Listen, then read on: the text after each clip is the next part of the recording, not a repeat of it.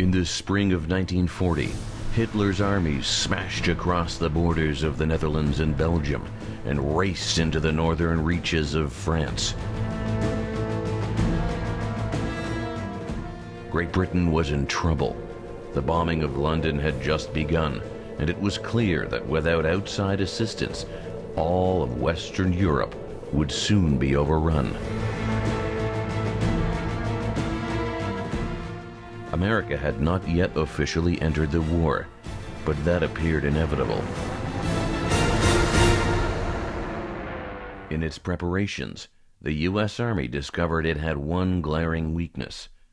It needed a new car.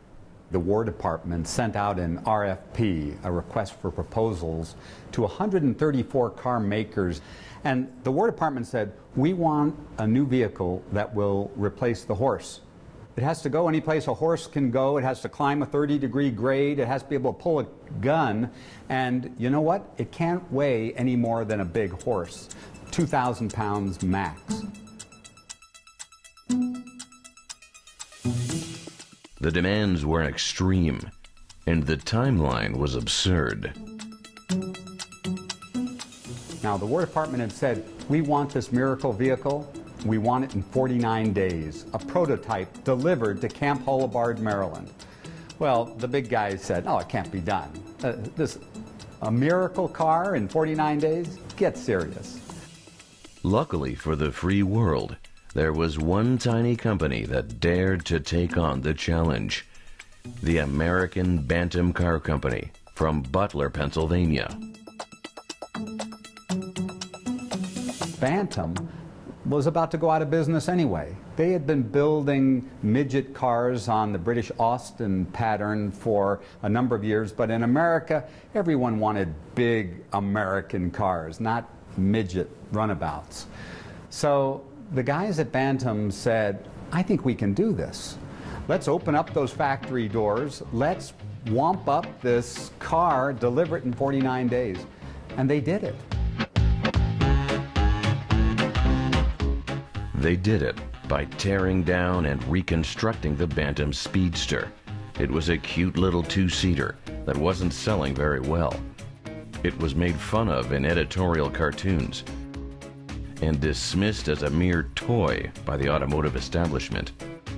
If you look closely, there's no doubt about the two cars' relationship. Some parts, such as the dashboard, look as though all they did was slap on a coat of green paint.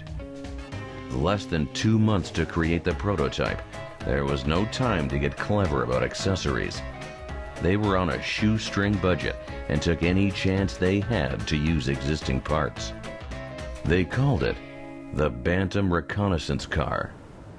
They drove the thing from Butler to Camp Holabird, Maryland. It's about 400 miles because they didn't have a trailer to haul it, and they had to break in the engine anyway. They delivered it. An Army Ordnance Major looked the thing up and down and said, okay, we'll give it a try. The Army didn't have much choice. Bantam was the only car maker to show up with a prototype. They started by dropping the thing off the loading dock, vertical drops. Well, it didn't break, so we'll give it a test. They ran it through mud bogs. They hauled logs behind it with chains. They jumped it over dirt berms. By the end of a week of testing, the thing was a bucket of bolts. That ordnance major went to the engineers at Bantam, looked them in the eye and said, boy, you know that little car you sent us?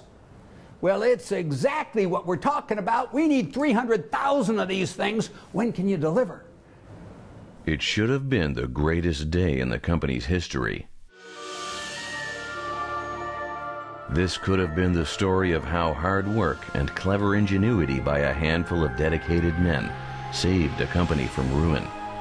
But instead, those words by the Army Major were a death sentence.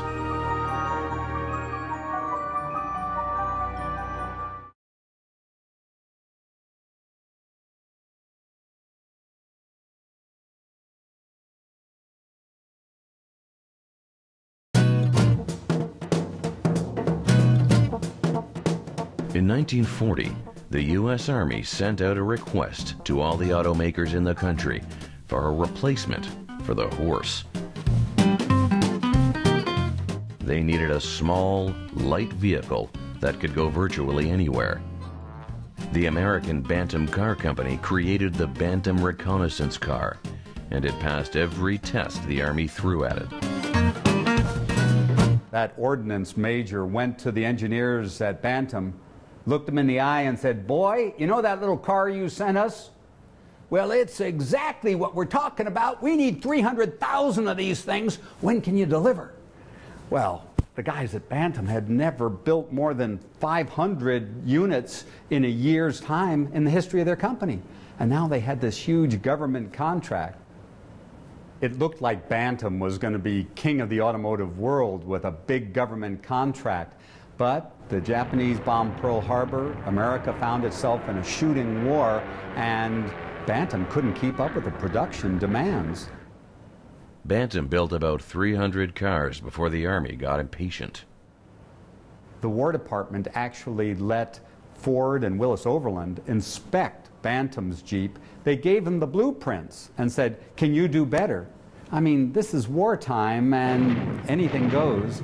So Bantam really didn't have a chance competing with the big guys.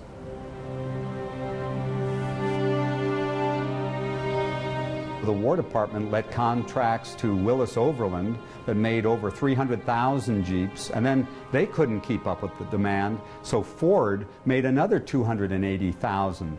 But little Bantam, they quit after about 300. In fact, all they really got out of the deal was the contract for making those two-wheeled trailers that track behind a Jeep. You know, that distinctive-looking Jeep trailer? After the war, they really kind of lost their horsepower, and by the mid-1950s, they were out of business.